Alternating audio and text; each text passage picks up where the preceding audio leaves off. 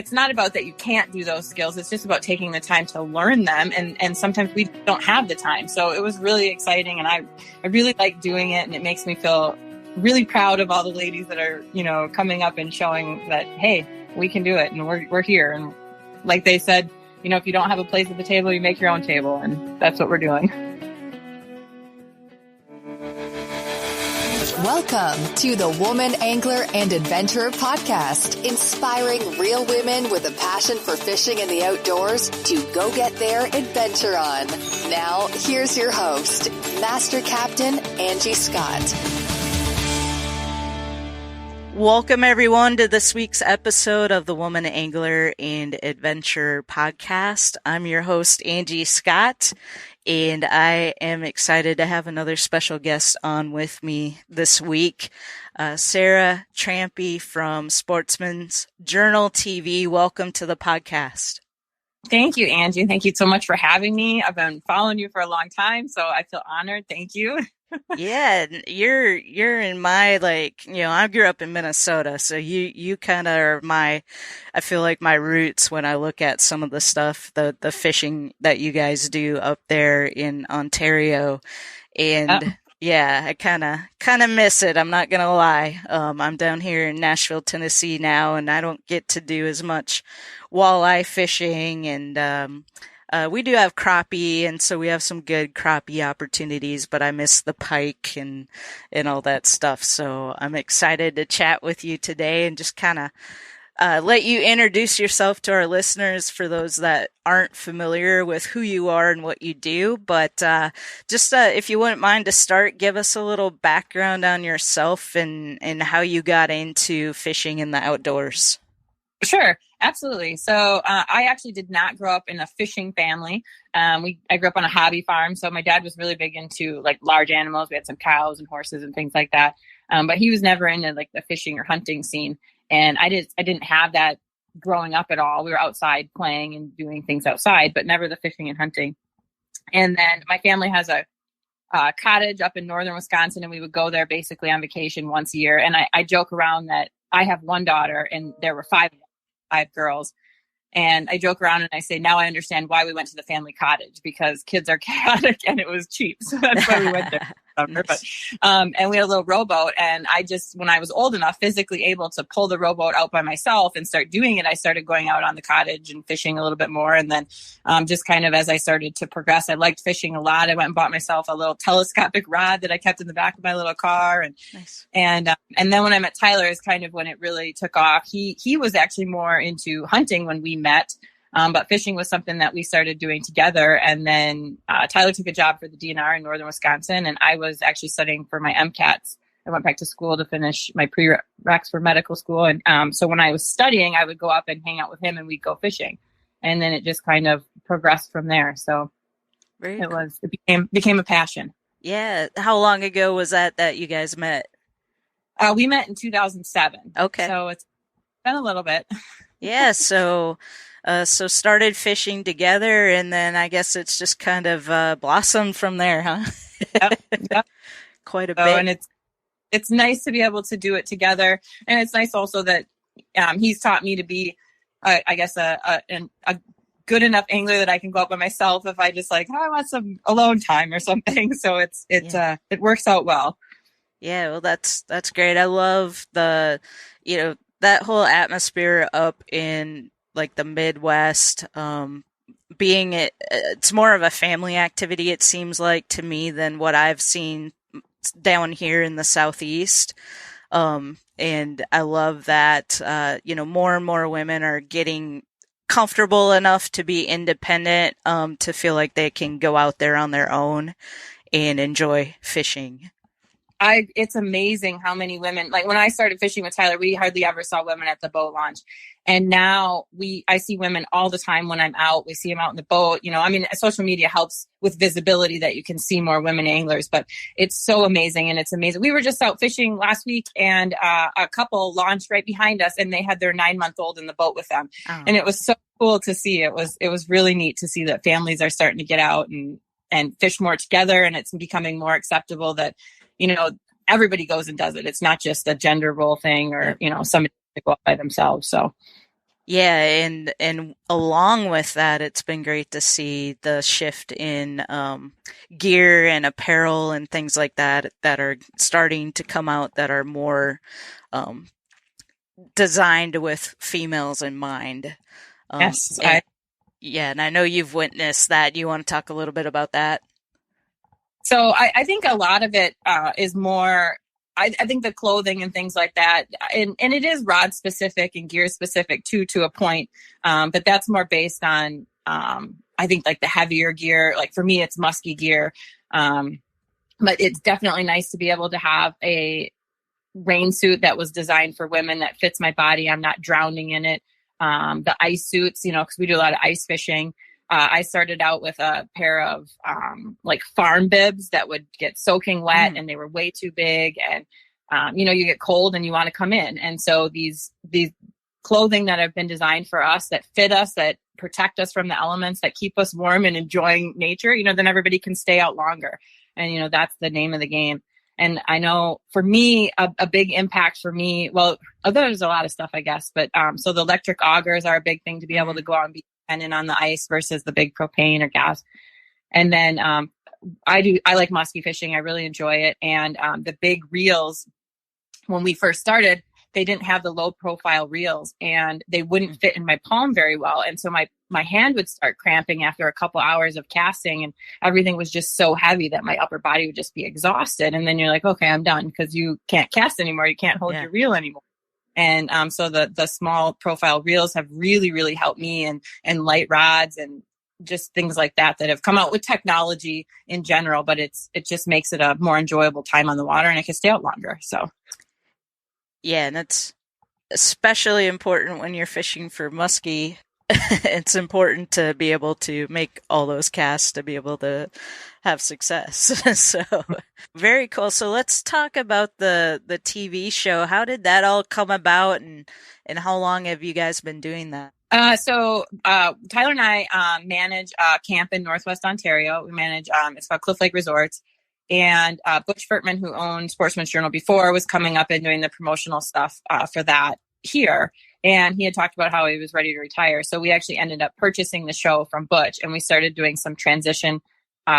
We would film some shows with him, and then we started out doing, I think we did 6 shows by ourselves, and then Butch did 6, and then we transitioned over to the full 13, and then we added on. A couple years ago, we added on 5. So we're actually filming 17 episodes a year now.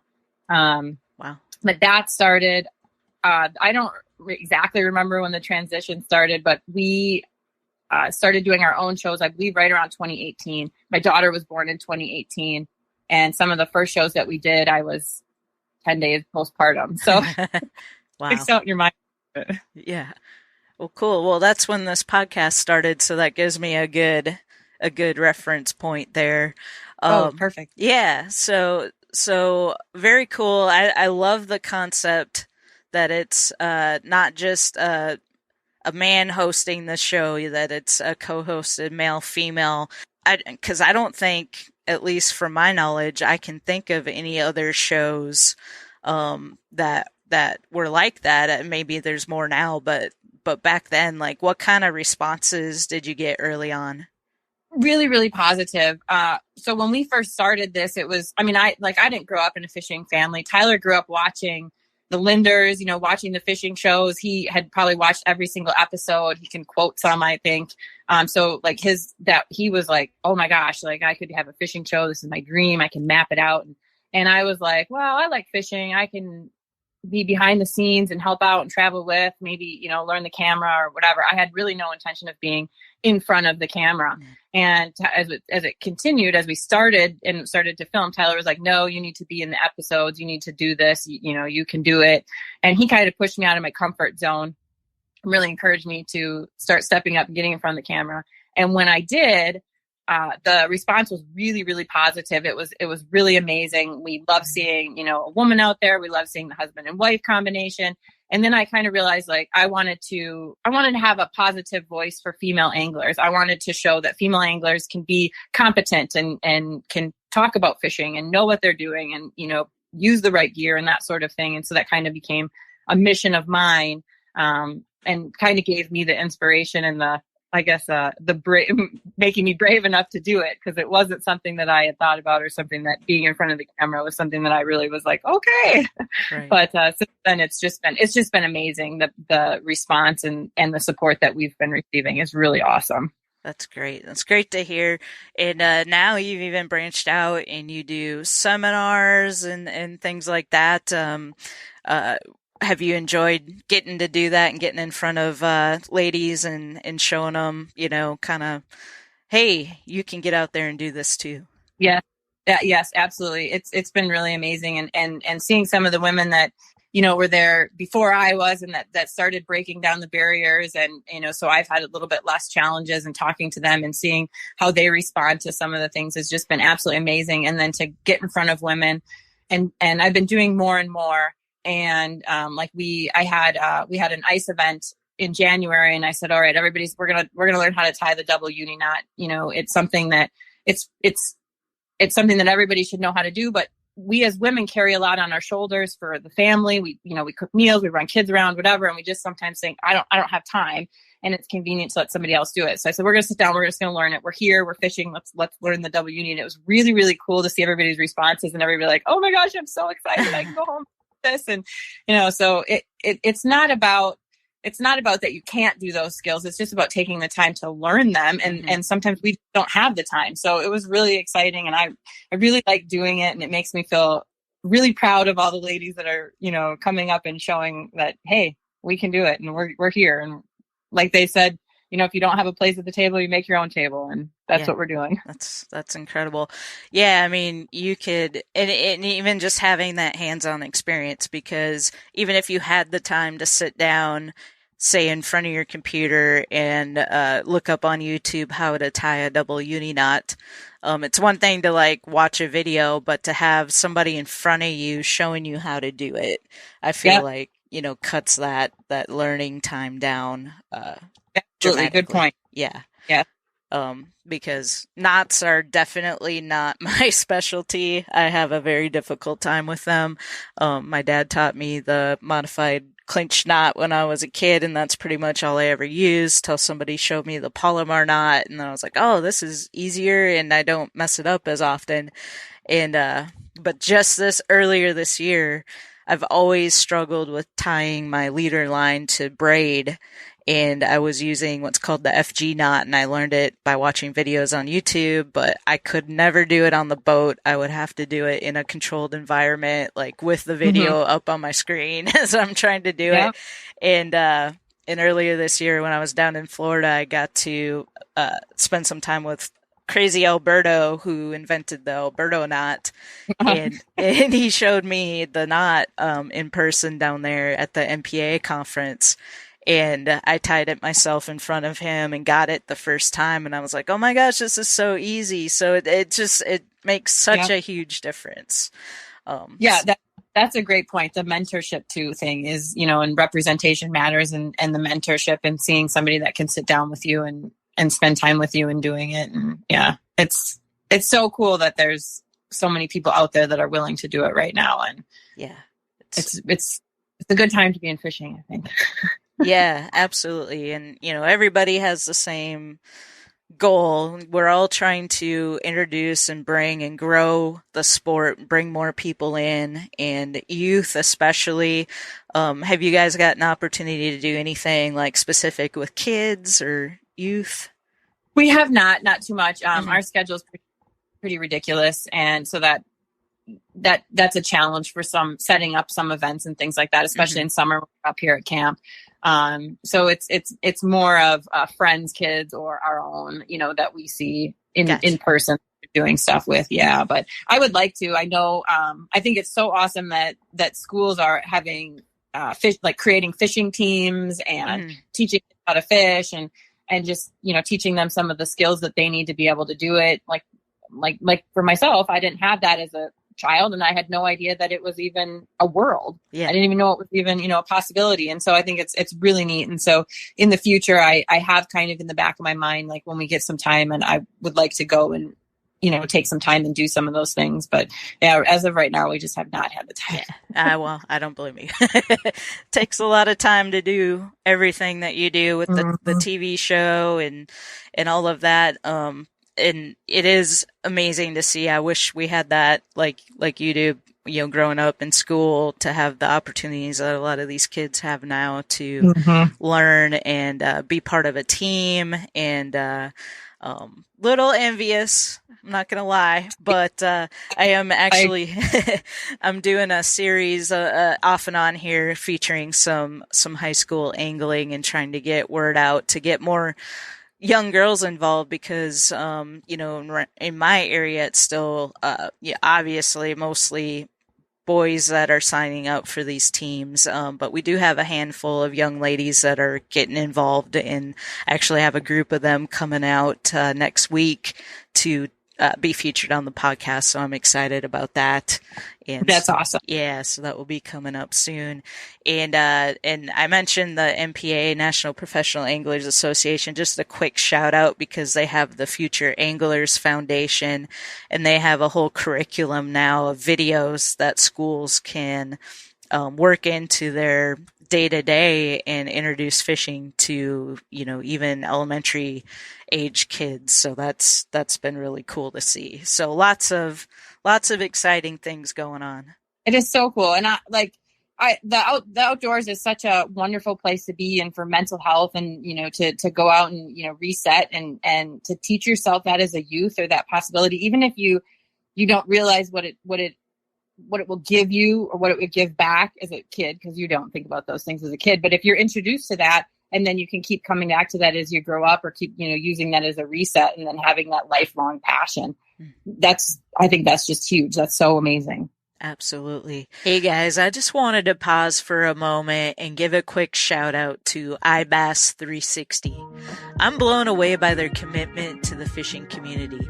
They provide fishing information, guide reviews, and much more through their blog and social media posts. Not only do they support angler awareness, promotion, and information, but they also promote community engagement and responsibility. I really appreciate their efforts in promoting fishing, and especially women in fishing. They also support various organizations and events, including youth angling, testicular cancer awareness, diabetes, autism awareness, ALS research, and support for those fighting breast cancer through pink fishing. If you're looking for timely industry news, tournament results, lake profiles, travel tips, fish species profiles, and review for new tackle, rods, reels, and other gear, be sure to check them out. They provide a network to introduce anglers to sponsors and tools to advance their fishing goals, and they support tackle manufacturers and local tackle shops with their social media marketing expertise. Big shout out to iBass 360 for their dedication to the fishing community and for supporting this podcast. Check them out at ibass360.com and on Facebook and Instagram at ibass360. Thank you, Rob and Eric, for everything that you guys do to help us anglers and for promoting the sport of fishing. We really appreciate it.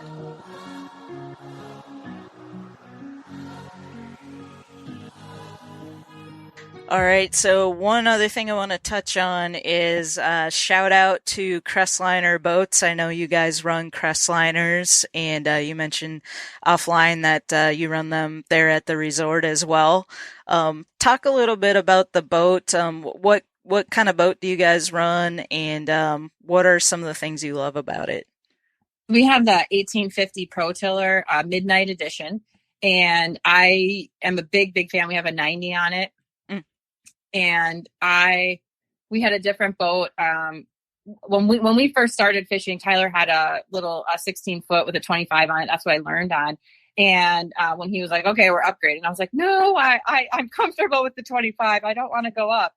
And we went up in size and motor, and the other horse boat just felt kind of like tippy when I would go around corners and things. It just wasn't as wide and didn't sit as deep in the water. And so when we went with Crestliner, I was a little bit I was a little bit apprehensive, but the beam is wider. It's a 90-inch beam, I believe. And, it handles so well in the water. I have so much confidence in that boat. I love our boat. We have so much room. We run a tiller because of the fact that not only, maneuverability, but just the amount of room and space in the boat for us and for filming. That's what works really well for us. But a lot of fishing space, and our boat we're spoiled with our boat. It's quite decked out. When we first started adding electronics to it, Tyler would be like, I want to add the Altera. And I'd be like, I don't know if we need to add that. Like, that's a lot of money. And then we'd self stow and deploy. And I'm like, okay, I'm sold. I don't have to get up and motor and like that. But the Crestliner boat it handles so nice, and it's such a good boat. I really like it. And we have 1650 Discoveries at camp. So they're a little bit smaller. You can get in little pieces of backwater. And the Crestliner, they've just been, the ones at camp are a little bit old. Some of them are a little bit older. We have 5. And I think we started purchasing those in 2015. So some of those boats are 2015, and they've held up really well. They're very durable. And it's just a great fishing boat. And Crestliner is really good to work with. We have nothing but really good things to say about our Crestliner team. Awesome. Yeah, well, so I'm running a Crestliner MX-19, which is more of a bass/crappie boat this year. And I absolutely love it. It's, coming from fiberglass boats, it's a lot more lightweight, but super durable, still rides great in the water. I couldn't be more thrilled. And I love that they support women. And I think that that's a perfect fit because, aluminum boats they're easier to trailer. They're, like I said, still handle really, really well. They're lighter weight and they're more affordable, which I think is a huge point. Yes, that is a huge point, especially in today's market. Yeah. Absolutely. Yeah. So, for women getting into the sport, I highly recommend if you're in the market to get your own boat, I highly recommend checking out, Crestliner, because I think it's just, the perfect fit. I agree. I am very happy with my boat, and we've had the 1850 edition for the last couple of years, and we'll keep getting the same one unless they come up with a bigger one. We want a little bit bigger until that is our boat. We are very, very happy with it, and it looks super sharp too. Thank you. So does yours. I like yours. Thank you. Well, what do you guys have coming up? I mean, we're just getting into the soft water season up there now, so I'm sure you have some exciting things in the pipeline. So today is actually the walleye opener up here in Northwest Ontario. We actually traveled back from Wisconsin yesterday. We were down in Wisconsin fishing, and like everywhere up here in the north, we've had a really weird spring. So it's going to be a little bit trying to figure out these fish, I think, because the fish don't know what's going on right now. But we just traveled up from Wisconsin. It's a walleye opener up here today. And then next week, we're going to actually head back down to Minnesota and hit up Lake Vermilion. So yes, we have some definite travel plans in the works, and we are just doing a lot of filming in the schedule right now. And then we're starting to set up our trade show seminar speaking schedule. There we go. Yeah. for winter. And, it's a lot of it is, we'll take it. We try to plan out a little bit ahead of a time, and then you kind of take it day by day to see what comes. So that's kind of how our schedule rolls. But walleye openers today, muskie openers the third Saturday in June up here. And I'll be out that day for sure in my boat. Awesome. Very exciting. Well, you mentioned Lake Vermilion. That just holds a special place in my heart because we used to go up there just about every summer when I was in high school and spend a week and walleye fish, and love it. Hope to get back there someday, just for old time's sake, if nothing else. And then real quick, I did want to mention too, before we wrap this up, is congrats on being on the cover of Adventurous magazine. Thank you. Yeah, was that the print? Was that like one of the first print editions that she did? Yes. Awesome. Yes, it was print edition, bringing it back. Yeah, she asked me if I'd write an article. And I said, yeah, absolutely. And, we went back and forth on kind of what to do. And then we were sending pictures, and I had no idea I was on the cover until she sent it to me. So it was really neat. Jennifer does a really, really good job. And it's a beautiful, beautiful cover. And she did really well with all the layouts and stuff. And her second print edition just came out. So Yep. I subscribed, so I got it. I haven't taken it out of the package yet, but I'm looking forward. This might be a good rainy day to sit on the couch and read that magazine. My second copy. I'm guilty of that too, but I can't wait to get to it. And it's a really great resource to have for women.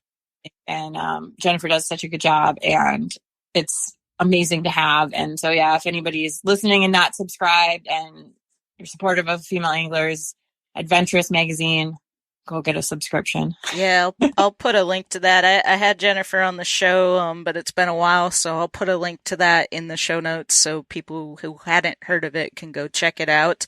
I'll also share links to Sportsman's Journal TV, and also your Instagram, which is the real Sara Trampe, REEL, on Instagram, so people can follow along with some of your adventures. Anything else that I should mention or share? No, I don't think so. I think that's great. Just sharing that. Thank you very much. We appreciate it, and thank you for having me on. I had a great time. And I feel privileged that you asked me. Thank you. It was my pleasure. Thanks so much for coming on.